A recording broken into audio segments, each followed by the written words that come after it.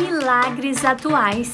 Histórias impressionantes do poder de Deus, escrito por Lauren Wade. 5 anos se passaram desde que Aníbal, meu filho mais velho, foi acometido de meningite aguda.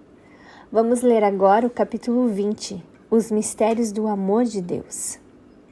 Essa história foi testemunhada por Francisca Cázares de Garza. Essa doença debilitou seu cérebro e o deixou em estado vegetativo. Parecia-me impossível encontrar qualquer forma de consolo, e eu sempre me derramava lágrimas amargas ao cuidar dele. Entretanto, próximo ao fim do ano de 1977, fiquei grávida novamente. Enquanto aguardava o nascimento do meu bebê, almejava pelo conforto de fazê-lo crescer como uma criança normal e saudável. Angel veio ao mundo por uma cesariana e depois da cirurgia levaram-me para a sala de recuperação na clínica da maternidade. Pouco tempo depois, a enfermeira trouxe meu filho recém-nascido e o colocou em meus braços. Lembro-me dele deitado ao meu lado, mesmo ainda sob os efeitos da anestesia. Eu senti uma alegria imensa de vê-lo perfeito. Era o que eu estava fazendo quando uma mulher estranha, de aspecto selvagem, apareceu e disse que ela não tinha nenhum filho e ordenou que eu lhe entregasse o bebê.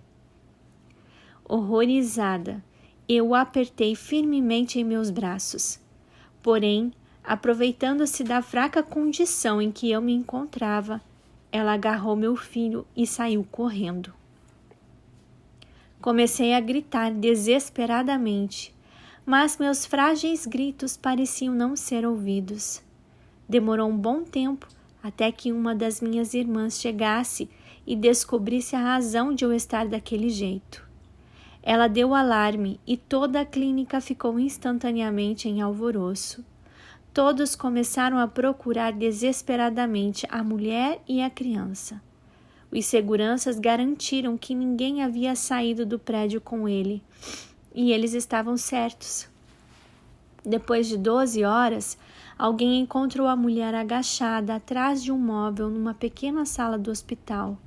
Ela segurava firmemente o bebê. Ele estava vivo e passava bem. A essa altura, eu já estava quase desistindo. E quando pude segurar meu filhinho novamente nos braços, senti que Deus havia me enviado uma mensagem de esperança e de certeza do seu amor, mesmo eu não sendo ainda uma pessoa cristã.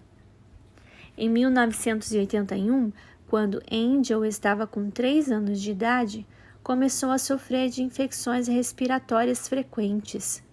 O médico do centro de saúde do governo prescreveu a medicação e o tratamento para o caso dele.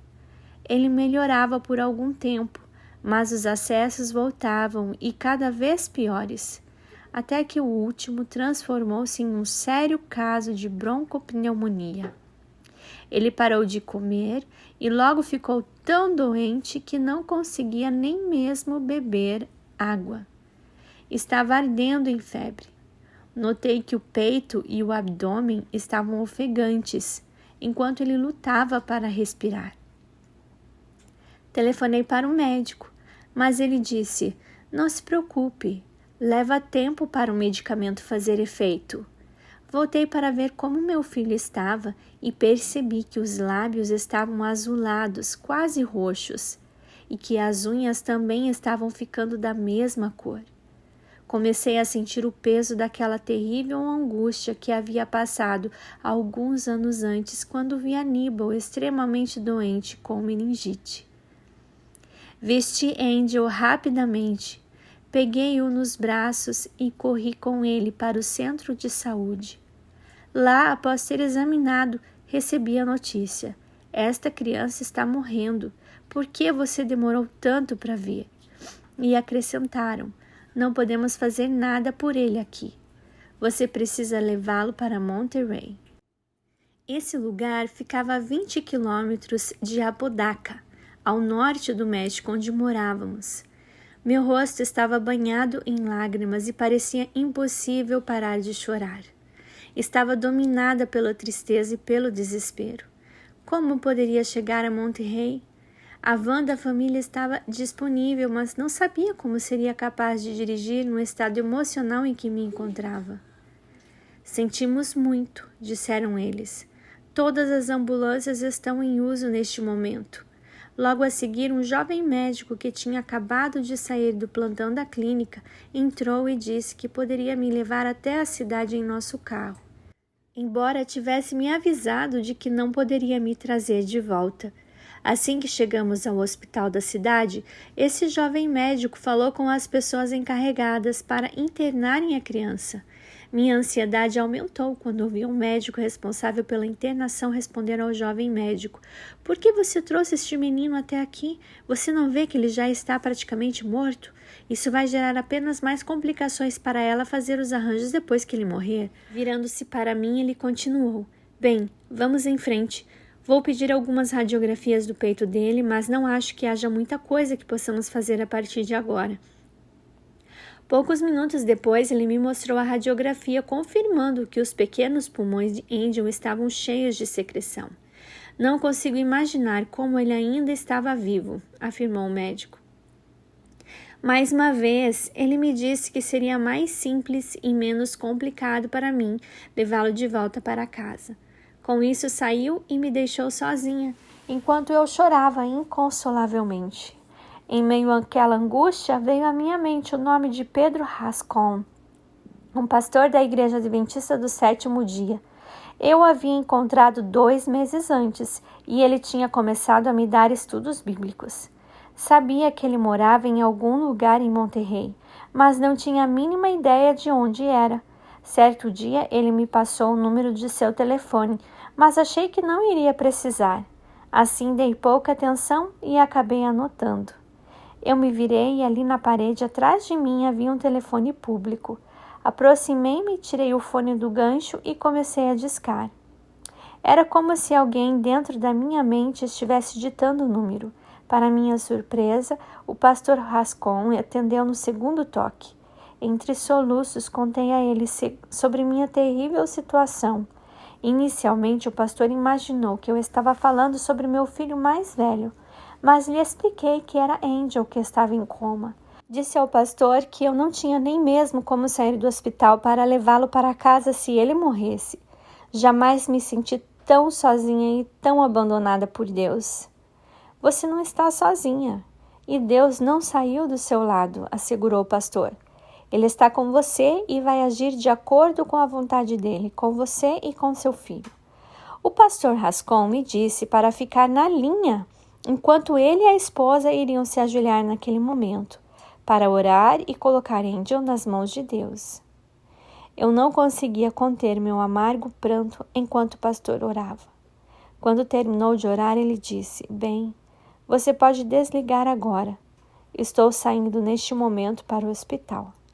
Sentindo-me completamente sem esperança, andei uma pequena distância até o quarto onde meu filho estava. Abri a porta e logo vi Angel sentado na cama. Suas faces estavam coradas e a cor azulada dos lábios e das unhas haviam desaparecido. Os olhos estavam brilhando e com uma expressão de alegria. Corri até ele e eu o envolvi em meus braços.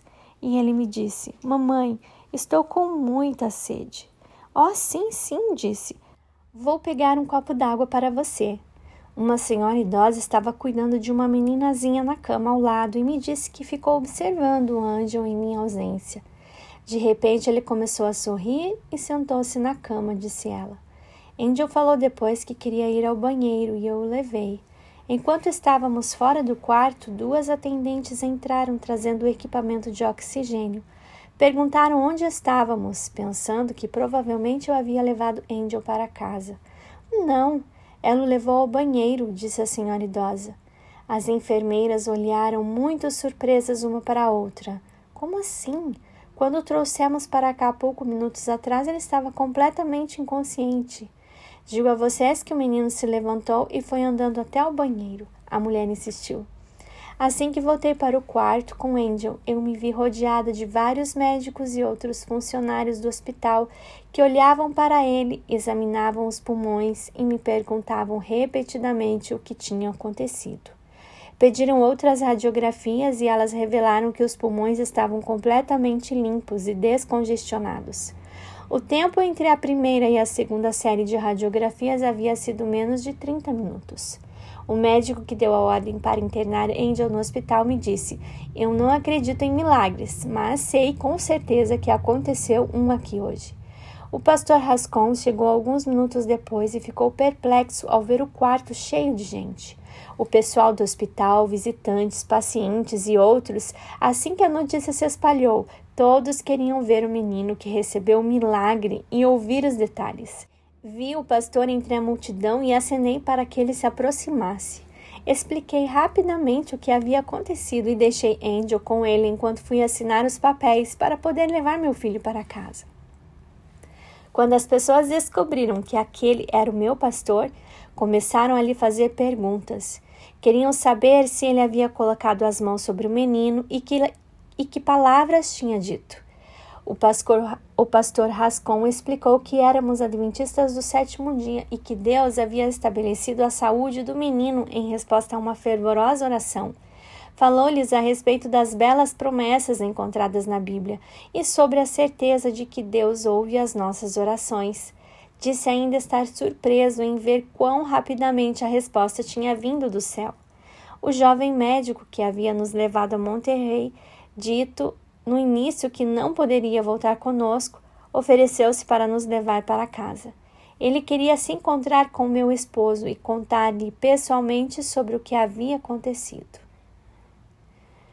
Nunca vi nada igual, repetia ele sem parar. Muitos anos já se passaram, mas os acontecimentos daquele dia ainda estão vívidos na minha mente e fortalecem minha fé a cada dia. 2 meses depois que Angel foi curado, eu me uni à Igreja Adventista do 7º dia por meio do batismo, tornando-me a primeira adventista de Apodaca.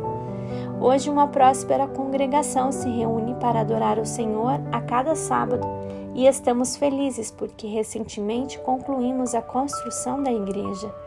O ato misericordioso de Deus me salvou não apenas espiritualmente, livrou-me também da angústia que sofria por causa do meu filho mais velho, que continua em seu estado vegetativo.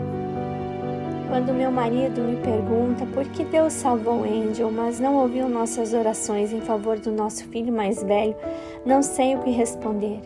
De qualquer forma, acredito que mesmo nesse caso, Deus tem demonstrado seu amor, pois continua me dando forças para carregar o fardo com serenidade. Eu vivia chorando sem encontrar nenhum conforto, porém hoje reconheço a justiça e a misericórdia infinita de meu Salvador em ambos os casos. Eu agradeço a Ele e o louvo por seu amor. Terminamos o capítulo 20 e o próximo vídeo será sobre Nondes, o leproso, capítulo 21, e o testemunho é de Richie Way. Espero você. Até lá!